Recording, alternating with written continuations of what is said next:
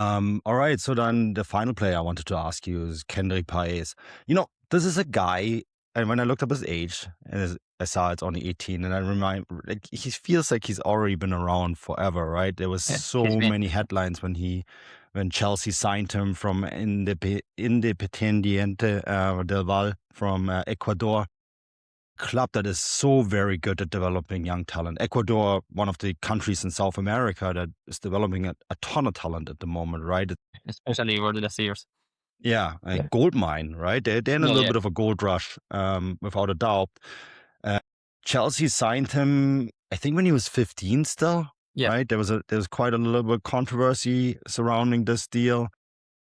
They paid 10 million euros for him, and eventually, made the move to Chelsea officially in 2025.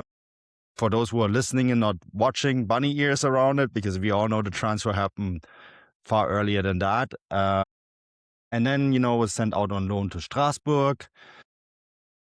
Didn't really, I think, cement his place there. Played 15 games, 420 minutes. And then, back to Chelsea. And then Chelsea, and I actually was really curious about how this even came about, made the decision to send him to River Plate. That doesn't seem like the most logical destination for a player you want to get used to European football. Yeah, probably not the most usual, but I could understand it at the moment because when he arrived, Gajardo, Marcelo Gajardo was the coach of River, and he's a great coach to make like the best out of the young players, as he did, like, I don't know, Julian Alvarez, Enzo Fernandez, those young kids played with Gajardo and went like massive players. So it was kind of a reasonable choice, in my opinion. Like, if you came back to South America, River Plate sounded like a good option. But yeah, unfortunately, at the moment, he isn't performing. He's actually played not much, just 21% of the minutes possible in the league. He didn't play Copa Sudamericana or Copa Argentina. So yeah, it's kind of a particular situation Mm. because we all know he's like a big talent.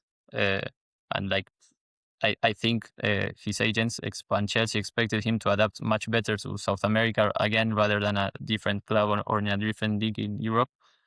But yeah, he's not performing. And actually, as far as I know, Chelsea, if he doesn't play 50% of the minutes for River, Mm. Chelsea like can get him back. And it seems that he isn't gonna play that amount because over the last 4 games, I think he wasn't even subbed in. He was just always sitting on the bench. And I don't think the coach has the idea of playing like as an offensive midfielder, because he likes to play with two strikers.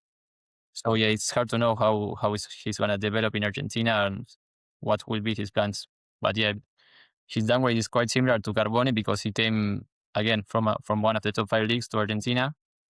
Even though he started playing with the new coach Coudet, he then like stopped playing. So yeah, I don't think if he doesn't change like the tendency, he's probably gonna go down in the next updates in Mm. May.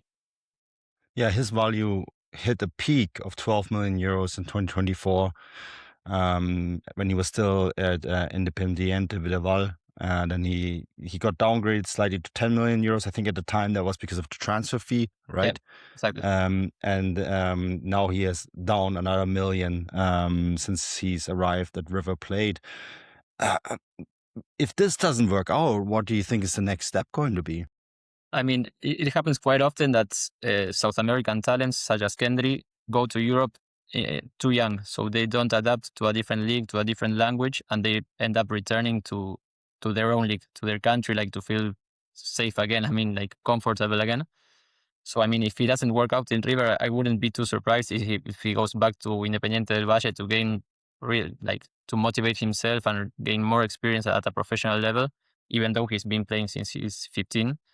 But yeah, he seems to be stagnant. Like he's a talent, and he's like stagnant over the last 2 or 3 years.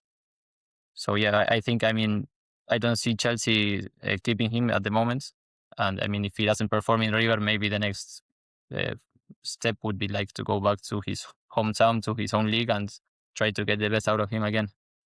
Well, assuming he's going to be on quite a big salary, can Ecuador? Of course, we're talking about Argentina, but Ecuador quite well too. Could they even afford to bring him back? I mean, I don't think so, but it wouldn't be the first time that there's a player that goes out on loan with the owner like paying part of his salary. So maybe Chelsea prefers the kids to grow again and to develop rather than having him on loan on different clubs. Yeah, it's a really interesting player, right? And a really interesting kind of talking point to see what's going to happen with